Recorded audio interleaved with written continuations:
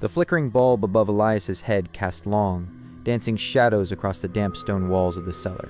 Each drip of water from a leaky pipe echoed like a morbid heartbeat in the oppressive silence. He clutched the worn leather journal tighter, its brittle pages filled with his grandfather's frantic scrawl. The air hung heavy with the scent of mildew and something else, something metallic and faintly sweet that made the hairs on the back of his neck prickle. He'd come to the ancestral home in the remote hills of Kerala seeking answers, a desperate attempt to understand the nightmares that had plagued his family for generations. They spoke of a presence, a cold dread that seeped from the very foundations of the old house, culminating in unexplained illnesses and premature deaths. Elias, a pragmatic architect by trade, had dismissed them as folklore until the chilling premonitions started visiting him too. The journal spoke of a malevolent entity, bound to the land by a terrible ritual centuries ago. His grandfather had called it Yakshini's shadow, a creature of darkness that thrived on fear and despair. Elias had scoffed at the dramatic name, but as he read further, a knot of unease tightened in his stomach. The entries detailed strange occurrences, whispers in the dead of night, objects moving on their own, and a suffocating feeling of being watched. He turned a page, his fingers tracing a crude drawing of a twisted, thorny vine encircling a single, luminous flower. Beneath it, his grandfather had written in a shaky hand, "The Nilambari blooms in darkness, a fragile hope against the encroaching night." A sudden scraping sound from the far end of the cellar made Elias jump. His heart hammered against his ribs. He held his breath, straining his ears. The sound came again, a slow, deliberate drag, like something heavy being pulled across the stone floor. He fumbled in his pocket for his phone, the weak beam of its flashlight cutting through the gloom. He swept it across the cellar, revealing rows of dusty shelves stacked with forgotten relics. Cobwebs draped like ghostly shrouds over everything. There was nothing there, just the old house settling, he muttered, trying to sound braver than he felt. But the metallic scent was stronger now, and a faint whisper seemed to slither from the shadows, too indistinct to understand, yet undeniably present. He continued reading, his eyes scanning the faded ink. The ritual, the journal explained, had involved a sacrifice and the binding of a powerful, vengeful spirit to protect the family's lineage. But something had gone wrong. The binding had weakened over time, and the protector had become a tormentor. The next entry sent a shiver down his spine. The children, they see her in the mirror, a gaunt figure with eyes like burning coals. Elias remembered his own childhood, the fleeting glimpses of a shadowy form in the periphery, dismissed as an overactive imagination. Could it have been real? A cold gust of air swept through the cellar, extinguishing his flashlight. Darkness enveloped him, thick and absolute. Panic clawed at his throat. He fumbled with his phone, his fingers slick with sweat. The screen flickered back to life, casting a weak circle of light that seemed only to amplify the surrounding darkness. He heard the dragging sound again, closer this time. And then, a soft sigh, right behind him. Elias whirled around, his heart leaping into his mouth. The flashlight beam danced wildly, catching nothing but the rough stone wall inches from his face. He backed away slowly, his breath catching in his throat. "Hello?" he croaked, his voice barely a whisper. Silence. Only the relentless drip, drip, drip of the water. He had to get out of here. This place was suffocating him, the oppressive atmosphere feeding his growing terror. He turned to leave, but something blocked his path. He shone the light downwards. A thick, thorny vine, impossibly black, snaked across the floor, its sharp barbs glinting in the weak light. It hadn't been there moments ago. Fear turned to icy dread. This was not just an old house settling. This was something else. Something ancient and malevolent. He tried to step over the vine, but it shifted, coiling around his ankle with surprising strength. He cried out, scrambling backwards, but the thorns pricked his skin, drawing beads of blood. The whispering started again, louder now, a chorus of hushed voices swirling around him, just beyond the edge of comprehension. He felt a cold pressure on his chest, as if an invisible weight was crushing him. He gasped for air, his lungs burning. He looked down at his ankle. The black vine was tightening its grip, the thorns digging deeper. He tried to pull free, but it was like trying to break free from iron chains. Desperation surged through him. He remembered the drawing in the journal, the Nilambari flower, a fragile hope. Where could it be? Was it even real? Suddenly, a faint luminescence emanated from the far corner of the cellar. A soft, ethereal glow that pulsed gently in the darkness. Elias strained his eyes. There, amidst the shadows, a single flower bloomed. Its petals were a luminous white, radiating a soft, otherworldly light that pushed back the oppressive darkness. It was the Nilambari. Hope flickered within him, a tiny spark in the overwhelming fear. The journal had said it bloomed in darkness, a hope against the night. Could this be the key? As he stared at the flower, the whispering intensified, becoming a guttural growl. The pressure on his chest increased, and the vine around his ankle tightened, the pain searing. He felt a cold presence looming over him, a sense of profound evil that threatened to consume him. He had to reach the flower. It was his only chance. Ignoring the pain, Elias dragged himself across the stone floor, the black vine scraping against his skin. The luminous glow of the Nilambari seemed to beckon him, a beacon in the terrifying darkness. The shadowy presence solidified, a gaunt figure coalescing in the gloom. Its eyes glowed with an eerie red light, and a chilling gust of wind swept through the cellar as it reached out a skeletal hand towards him. Elias cried out, his strength failing. He was so close, but the darkness was closing in, the cold touch of the entity sending shivers of terror through his very soul. Just as the skeletal hand was about to touch him, a wave of pure, radiant light erupted from the Nilambari flower. The cellar was bathed in an intense, golden glow that seemed to hum with energy. The black vine recoiled, hissing like a wounded serpent, and the shadowy figure shrieked, its form flickering and dissipating in the brilliant light. The oppressive pressure on Elias's chest vanished, and the guttural growls faded into silence. Elias lay on the cold stone floor, gasping for breath, his body trembling. The Nilambari continued to glow, its light filling the cellar with a sense of peace he hadn't thought possible. The metallic scent was gone, replaced by a faint, sweet fragrance emanating from the flower. Slowly he pushed himself up, his eyes fixed on the luminous bloom. It pulsed gently, its light a soothing balm to his ravaged senses. The black vine had withered, crumbling into dust on the floor. The oppressive atmosphere had lifted, replaced by a sense of lightness and calm. He reached out a trembling hand and gently touched one of the luminous petals. A wave of warmth flowed through him, washing away the last vestiges of fear. He felt a connection to the flower, a sense of ancient power and benevolent energy. As he held the Nilambari, a vision flooded his mind. He saw the ritual, the desperate plea of his ancestors for protection, and the tragic twist that had turned their guardian into a tormentor. He understood now.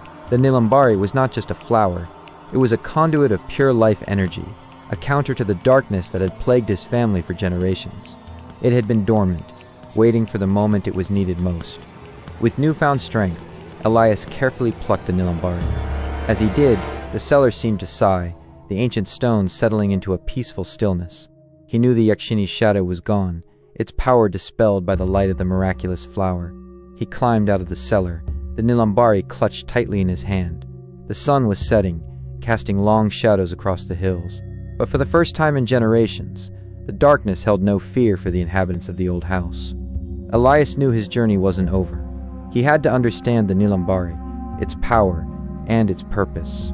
But for now he carried hope, a fragile bloom against the encroaching night, a testament to the enduring power of life in the face of unimaginable darkness. The flickering light in the upstairs window sent a fresh wave of unease through Elias, a cold ripple against the warmth emanating from the Nilambari in his hand. Had he been too hasty in his relief? Was the malevolent presence merely dormant, lurking within the shadows of the old house? The thought sent a shiver down his spine, despite the flower's gentle glow. He hesitated at the foot of the stone steps leading up to the house, the setting sun painting the ancient walls in hues of blood orange and deep violet. The air, though free of the cellar's oppressive weight, still held a subtle tension, a silent watchfulness that prickled his skin. Taking a deep breath, Elias began to ascend the steps, the Nilambari held aloft like a protective talisman. Its soft light illuminated the weathered stone, each step echoing in the growing twilight. The front door, a massive teak structure carved with intricate, unsettling figures, stood slightly ajar, a silent invitation or perhaps a sinister lure. He pushed it open slowly, the hinges groaning in protest, the sound amplified in the stillness.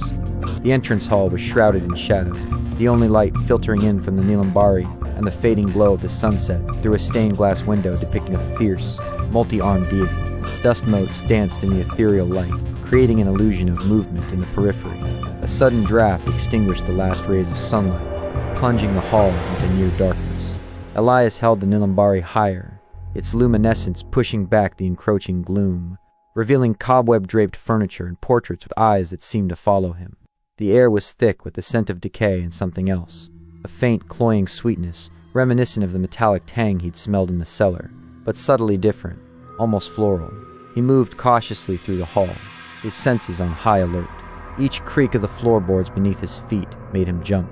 He called out his name, his voice a mere whisper in the vast silence of the house.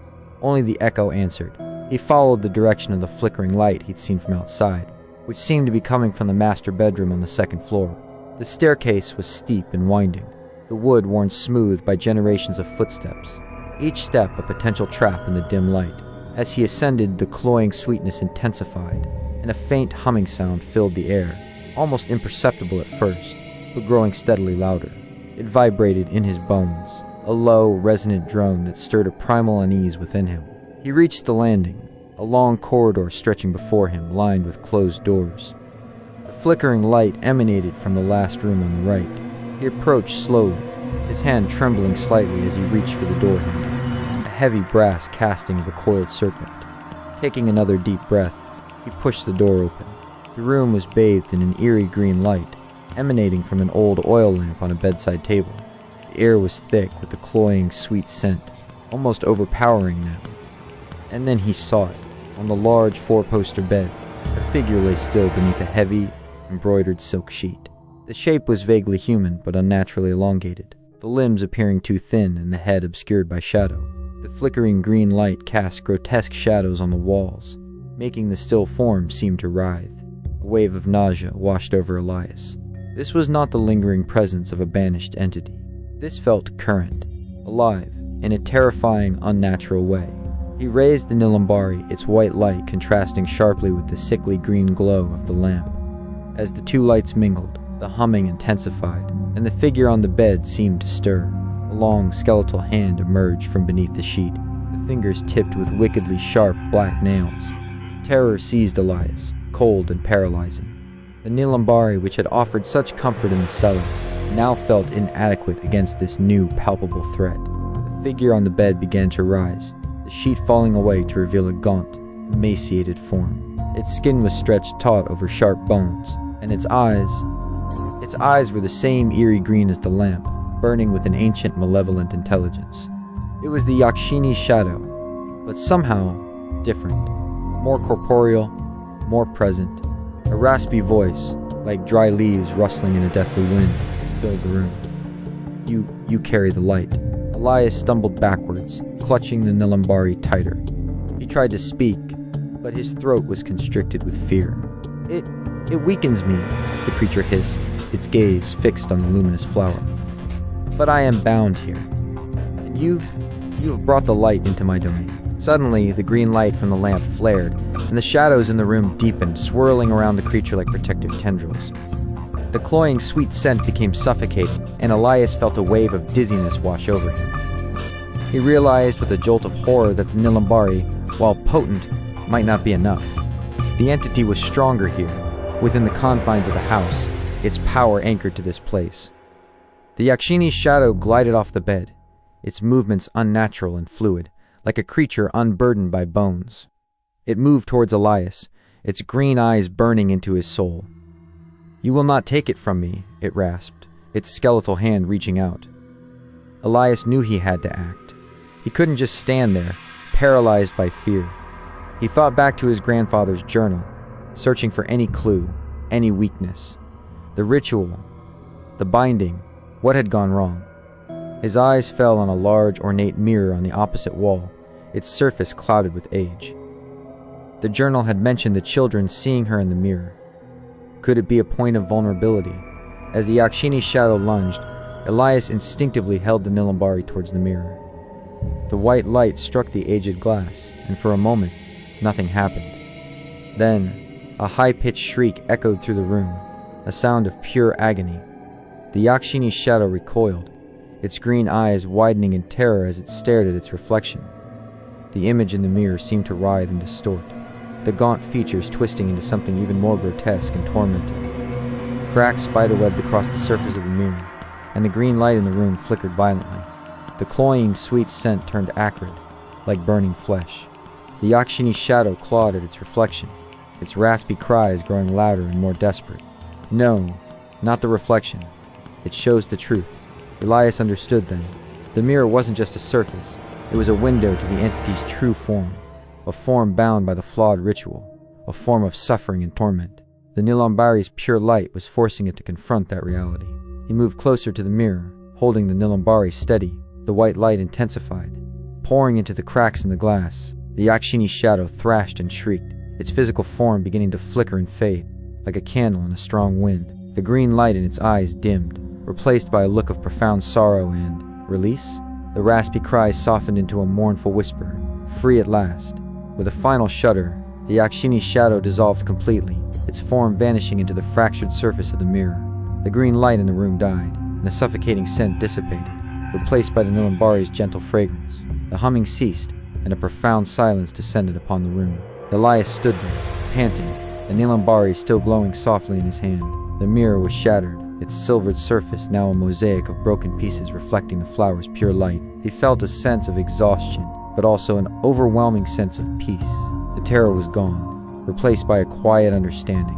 The Yakshini shadow hadn't been inherently evil, but a being trapped in a cycle of torment, its pain manifesting as malevolence. The Nilambari hadn't just banished it had released it. But as he looked at the shattered mirror, a new question arose. What had the Yakshini meant by bound here? And what was the true cost of the flawed ritual that had trapped it for so long? Suddenly, a cold breeze swept through the room, extinguishing the Nilambari's light. Darkness enveloped Elias once more, but this time, it felt different. Not oppressive, but expectant. A new whisper echoed in the darkness, softer than before, almost a sigh. It seemed to come from everywhere, and nowhere at once. Thank you. And then, a single white petal, identical to those of the Nilambari, drifted down from the darkness and landed softly in Elias's outstretched hand. But this petal was cold, radiating a faint, chilling energy. The sudden extinguishing of the Nilambari's light plunged Elias into a darkness that felt less menacing than before, yet undeniably charged with a new, unknown energy. The soft whisper, "Thank you," resonated in the stillness, carrying a weight of centuries, a profound sense of release, but also something else, a hint of lingering sorrow. The cold white petal in his hand pulsed with a faint, unsettling chill. It was identical to the Nilambari's, yet devoid of its life-giving warmth. It felt spectral. As his eyes adjusted to the darkness, he noticed a faint luminescence emanating from the shattered mirror. The fractured pieces seemed to glow with a soft, ethereal light, and within their depths, fleeting images flickered. Faces etched with pain, moments of a long-forgotten ritual, and the shadowy form of the Yakshini shadow before its transformation. He cautiously approached the shattered mirror, drawn by the mesmerizing glow. As he peered into the fragmented reflections, he heard the soft whisper again, closer this time, seemingly coming from the mirror itself. "We are bound, all of us." Elias frowned. "We? Who else is bound here?" The images in the mirror intensified, coalescing into a clearer picture of the ancient ritual. He saw robed figures chanting, a young woman being led towards a thorny vine entwined around a stone altar, and a surge of dark energy binding her spirit to the land. But there were other figures in the periphery, their faces obscured by shadow, their hands raised in supplication, or perhaps in sacrifice. The whisper returned, tinged with a deep sadness. The protectors, they became the prisoners. The ritual, it demanded a balance. A horrifying realization dawned on Elias. The Yakshini shadow hadn't been the sole entity trapped by the flawed ritual.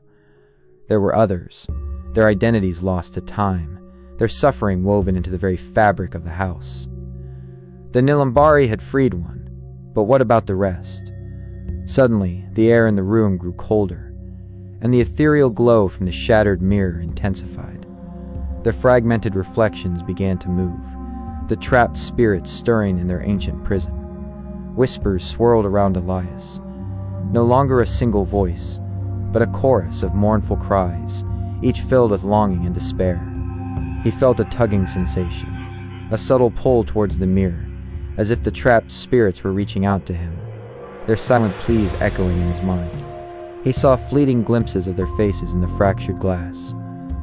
A young child, an elderly man, a woman with tears streaming down her cheeks, all caught in an endless loop of suffering.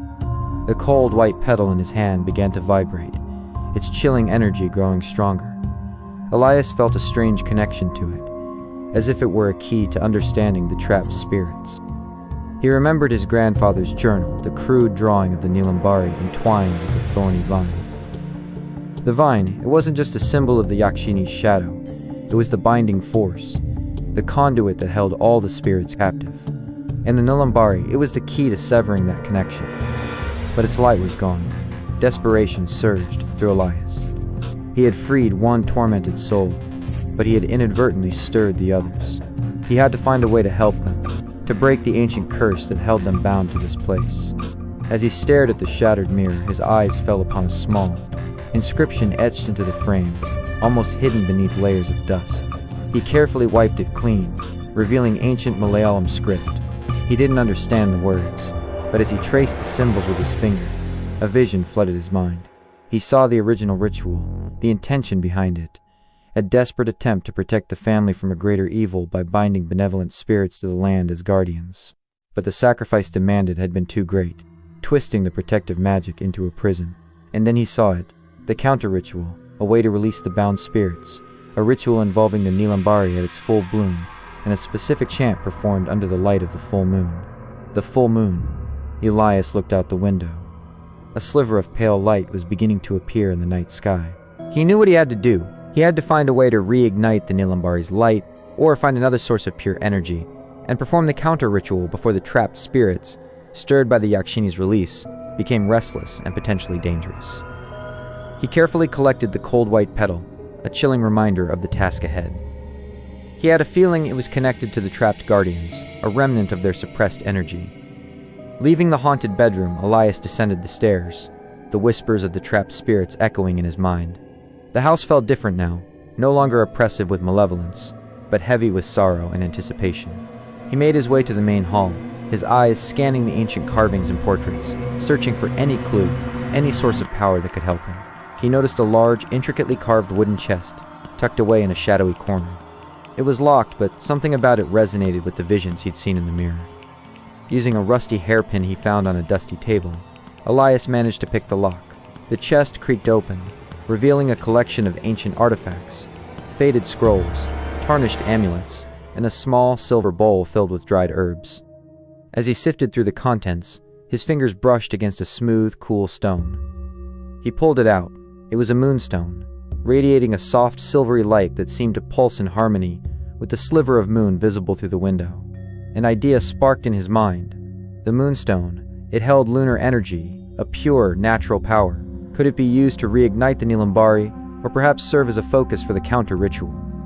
He held the moonstone and the cold white petal together. As they touched, a faint blue glow emanated from the petal, and the whispers in his mind intensified, no longer mournful but filled with a sense of hope. He knew he was on the right track. The moon was rising, and the trapped spirits were waiting. He had to find the right words, the right way to perform the counter-ritual, to finally bring peace to the tormented souls bound to the ancestral home. The night was far from over. In fact, it was just beginning its most crucial and potentially most dangerous phase. The balance had been disrupted, and Elias was now the only one who could restore it. The fate of the house, and perhaps his own, hung precariously in the moonlit air. The sliver of moon in the inky sky grew steadily larger, its pale light filtering through the dusty windows of the ancestral home, casting long, eerie shadows that danced with the whispers echoing in Elias's mind. He clutched the moonstone and the cold white petal, their contrasting energies a tangible reminder of the delicate balance he needed to restore. He returned to the master bedroom, the site of the Yakshini's release. The shattered mirror shimmered with an ethereal glow, the fragmented reflections swirling with renewed intensity.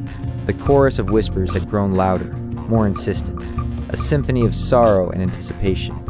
Elias laid out the ancient scrolls he'd found in the chest, their faded script a cryptic puzzle. Using the moonlight filtering through the window and the soft luminescence of the moonstone, he painstakingly deciphered the Malayalam verses. The words spoke of a release, a severing of the binding through an offering of pure lunar energy, and a chant of forgiveness and farewell.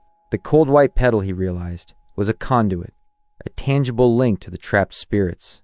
As he held it alongside the moonstone, the blue glow intensified, and the whispers in his mind began to coalesce into clearer images. The faces of the trapped guardians, their stories of sacrifice and subsequent suffering. He understood now. The original ritual, meant to protect, had become a prison because it hadn't accounted for the spirit's eventual need to move on. The Yakshini's shadow, consumed by its prolonged torment, had become malevolent. The Nilambari had offered release, but the other guardians remained bound, their energies intertwined with the land. The counter-ritual required a focal point, a place where the lunar energy could be channeled to sever the binding. His gaze fell upon the shattered mirror. It wasn't just a window to their trapped forms, it was the nexus of their confinement. As the moon climbed higher in the sky, bathing the room in its silvery light, Elias began to prepare.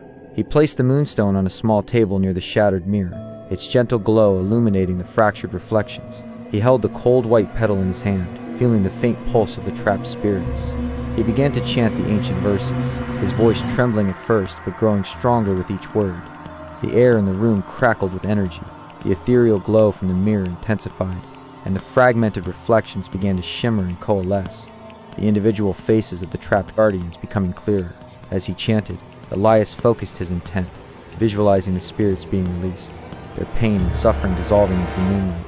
He felt a connection to them, a shared sense of hope for the peace they had long been denied. The cold white petal in his hand grew warmer, its chilling energy replaced by a gentle vibration. The whispers in his mind softened, no longer cries of despair, but murmurs of anticipation and gratitude. As the final verse of the chant echoed in the moonlit room, a beam of pure silver light descended from the full moon, piercing through the window and striking the shattered mirror. The fragmented reflections flared with an intense brilliance, and a wave of pure, benevolent energy washed over Elias. He felt the presence of the trapped spirits around him, no longer bound in suffering, but light and free. He saw their faces in the mirror one last time, their expressions now serene, filled with a profound peace. One by one, their reflections faded, dissolving into the pure lunar light. The cold white petal in his hand dissolved into a shower of shimmering dust, and the ethereal glow from the shattered mirror subsided, leaving behind only the fractured glass reflecting the soft moonlight. The chorus of whispers had fallen silent, replaced by a profound stillness, a sense of completion. Elias stood there, drained but filled with a sense of profound relief. The ancestral home no longer felt heavy with sorrow. A sense of peace had settled over it, a quiet harmony that had been absent for centuries. He looked at the shattered mirror, no longer a symbol of torment, but a reminder of the spirit's release. He knew he couldn't leave it like this.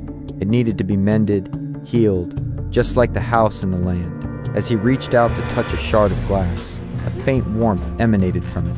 Embedded within the silvered surface, a tiny, luminous white bud began to unfurl. It was another Nilambari, smaller and more delicate than the first, but radiating the same pure, life-giving light. Elias stared in awe. The release of the trapped spirits, the channeling of lunar energy, had somehow triggered another bloom, a new source of hope for the future of the ancestral home.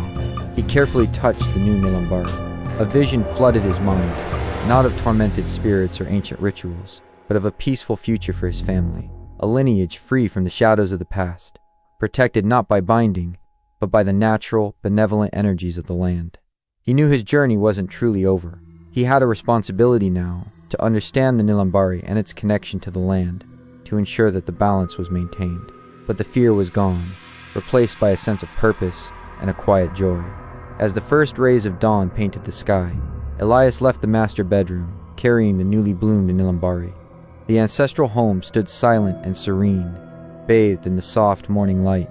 The miracle had happened, not in a sudden dramatic event, but in the quiet release of suffering and the gentle blossoming of new hope. The darkness had been dispelled, not by force, but by understanding, compassion, and the pure light of a miraculous flower in the celestial moon.